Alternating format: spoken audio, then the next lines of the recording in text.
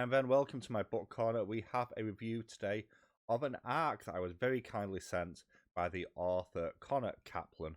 So thank you to Connor for sending me this one. This is The Diplomacy of the Knife. This is book 2 in the Petre Mercy series and is a follow-up to The Fall Is All There Is, a book that I read last year and really enjoyed. This releases on the 20th of February of this year, 2025, and it comes in at 474 pages on Kindle. As always, we'll talk a little bit about the story, the characters, the world building, as well as the presentation before I give my final thoughts at the end. Let's dive straight in with this one.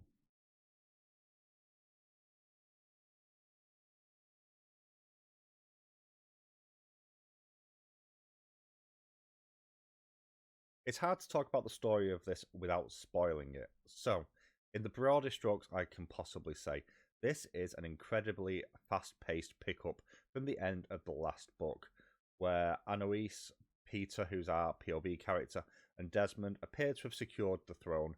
However, civil war has broken out involving their other sibling Edgar, who feels cheated of his right to be king.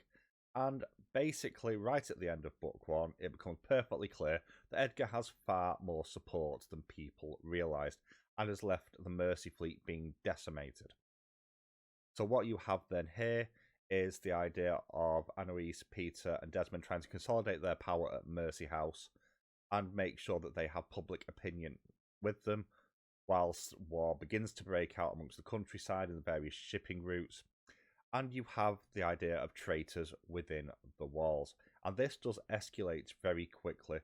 So you have the political intrigue going on here. You have the chance of betrayal. You have double agents. You have the actual physical war as well. You also have some stuff still going on with the Mercy's mother as well, who is still kind of under arrest underneath the keep and is doing various experimentations on things that they have found. Sieges and chase scenes.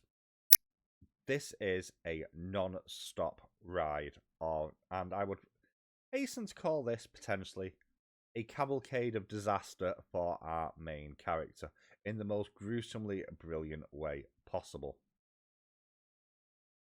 I don't know what else I can say about it, to be completely honest, without spoiling it, so I'm going to leave it at that. But just know, this isn't all set in Mercy House. You do go out and about. You have chases, you have hunting down of people, you have disguises. This is just bonkers fun all the way through. And the pacing of it is such that this doesn't let up for very long when it does. And when it does let up, oh boy, does that hit the next point.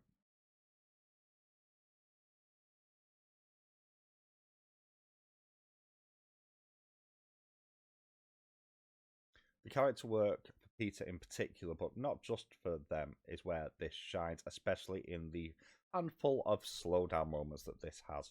Now, in book 1, Peter was an incredibly intense character to read that sometimes felt a little bit exhausting. And I don't know if it's because we've had the book to get used to him, or if I've read other stuff since and it's a little bit easier to digest. But this time around, while there is still a level of intensity there, it works slightly better. It doesn't feel quite as harsh on the read on this occasion. And I think part of that is the humour for me landed more often in this one. And I think is more frequent as well than it was in the previous. There's also a lot less time with Peter on their own as well, which is worth mentioning. And at the end of the last book, Peter was left in charge of security at Mercy House, and you therefore have this character who has responsibility for the first time in a long time, struggling to deal with that, seeing shadows everywhere, and beginning to act in a way not too dissimilar from their siblings, despite the fact that they cannot see it. And as mentioned in the story section, this kind of is a cavalcade of disaster from Peter's point of view, with everything going wrong and him still refusing throughout the book, majority of the way through at any rate, to see the similarities between him and his siblings and his parents as well. Now, this is aided with some great chemistry to the supporting cast. You don't get a huge amount of time with him and Desmond, which is a shame because I actually really like their dynamic as the impulsive, short-sighted Peter and your far more long-sighted and diplomatic Desmond.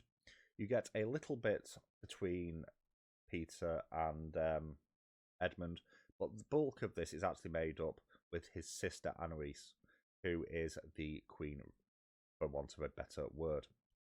And the way they interact is really interesting because it's always a political game, which is ironic considering that's kind of what Peter has criticised them for, yet he goes into these conversations ready to play the game and try and get the best outcome for him in these situations. And you have this kind of moral compass with him as well, where he wants to save people, he wants to get people out alive, he actually wants to do the right thing, but his impulsivity kind of gets in the way of that on several occasions. And while some of his solutions are certainly novel, and he couldn't necessarily have foreseen a large amount of what was going on here, he doesn't necessarily make the best choices throughout, largely because he's blinded to certain things. And this does cause a great deal of personal loss. Now, you also have the returning Maunders, as well as the mother and Mercedes Blackwood. And I want to mention as well, I absolutely love the relationship in here between Peter and Mercedes. I love the fact that he's in this position of power and he really doesn't want to be. And then he ends up in this relationship where he is very much dominated in every sense of the word. To be clear here, those things do happen in here. And I just love that sort of flip of the need for to not have the responsibility. And I actually really, really liked their dynamic. And I really like Mercedes as a character, although we don't get a huge amount of page time with them in this one. As for the rest of the world in general, you have a number of side characters who are fleshed out enough with their motivations and what they are doing, and some interesting wrinkles in that as well as some pretty major what's the word I'm after, reveals for both Gwendolyn Reacher and Havillard Reacher as well, that make this feel like a full package in terms of character work. But it is the chemistry that Peter exhibits to the people around him that really does land with this. And this is no more obvious than with his reactions with Fabian, which are my most quoted moments in the book. I cannot put them on YouTube.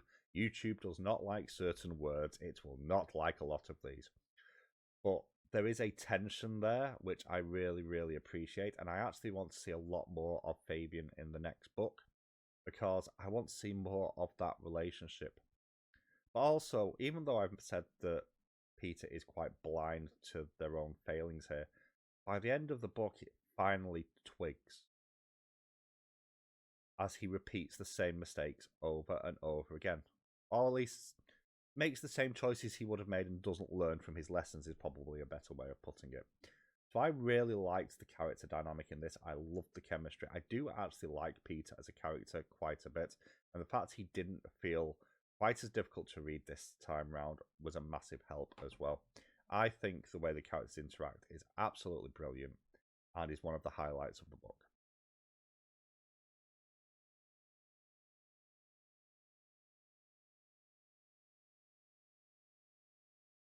The character work is good, but the world building and the setting of this is where this really, really pops for me.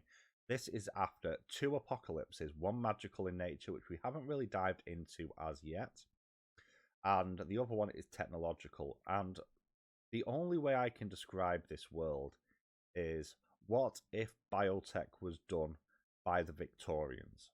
Like, this has a coal punk biotech vibe to it. This sort of kitchen sink hatch me job technology, which just feels so gruesome and so flawed and so dirty. Everything is built on death. Everything. The buildings are built out of the fossils of long dead monsters and creatures. The vehicles, you have your cyborg horses, which have living and cybernetic elements. They're not truly alive, but they can still scream. That's not freaky at all. You have turtle and alligator boats, and even your big ships of war and smuggling ships have a literal beating heart in the center of them that act as an engine. And I'm actually going to share a super quick quote from one of the books for you, if I can find it. The ship's bloodstream often needed injections of beta blockers. How do you imagine this?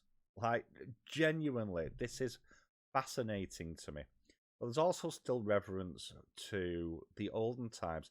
So you still have these old forms of architecture like a church or these various other locations.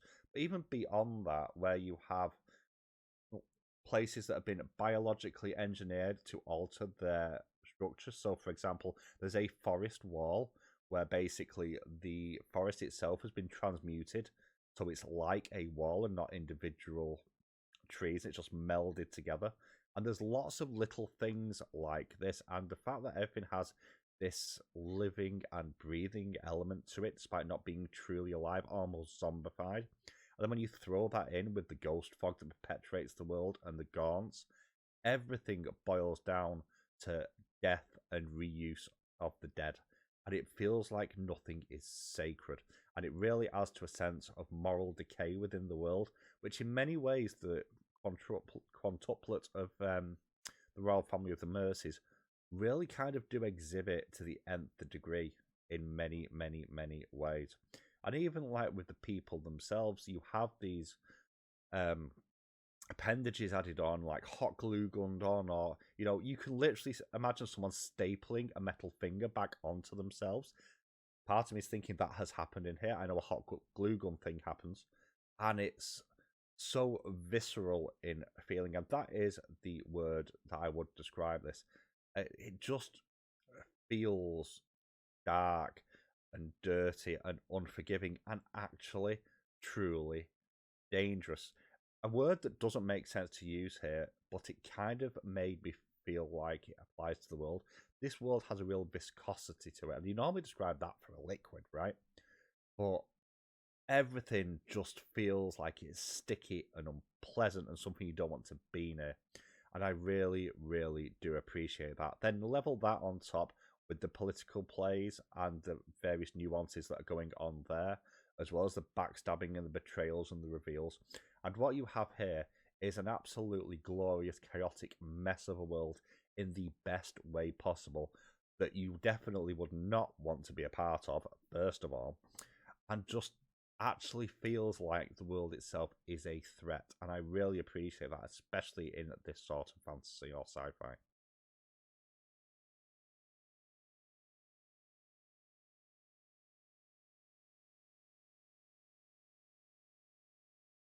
There's a few things I want to talk about with presentation, but I want to start with something that isn't actually part of the story, but is rather a quote just before it begins. And the quote is pulled from Robin Hobb's Assassin's Apprentice, one of my favourite books and one of my favourite series of all time. And it gives us the title of this novel. Imagine the uses for one who is and yet is not of the royal bloodline. Hostage exchanges, martial alliances, quiet work, the diplomacy of the knife. And that is, of course, the title of this book. And we start with this cover.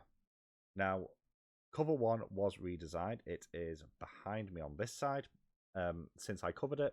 And this thematically fits with that. But what I find really interesting is the colour choice here.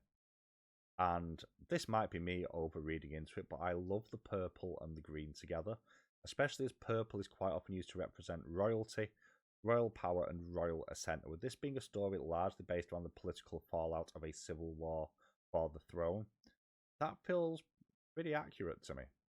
It contrasts really well with the sort of green of the ghost fog as well. And then you have the dagger or the knife sort of driven through the centre. First of all, showing off the diplomacy of the knife theology, but also daggers and knives are a really important part of this story in multiple points. So I really, really like that. Onto the writing then. This follows a fairly typical 3-act structure.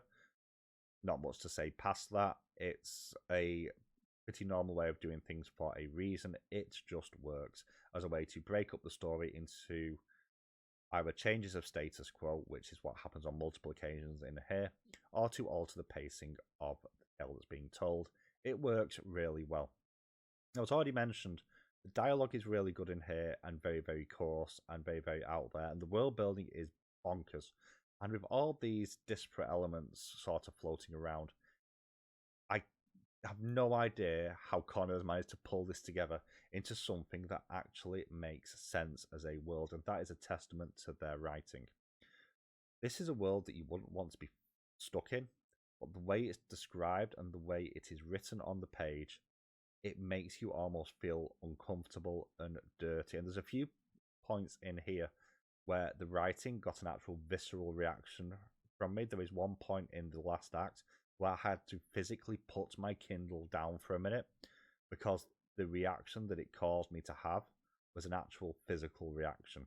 And that was the aim of it. And that there's not many books that do that. You have a great deal of chemistry between the characters, I've already touched on as well, and that is again down to some really, really good dialogue writing. And it's worth mentioning here that this has a load of dark themes in here, and despite all that, because of the way the humour is used, it gives it a sense of levity at times that manages to break the tension, but it's not humour that feels out of place in this world. It's very, very rough, it's quite bawdy, it's quite vulgar at times as well, but it works to sort of ease the tension out. I think this is really, really, really well written, and because of how dark the book is as well, the fact that this isn't a depressing read is actually really impressive to me.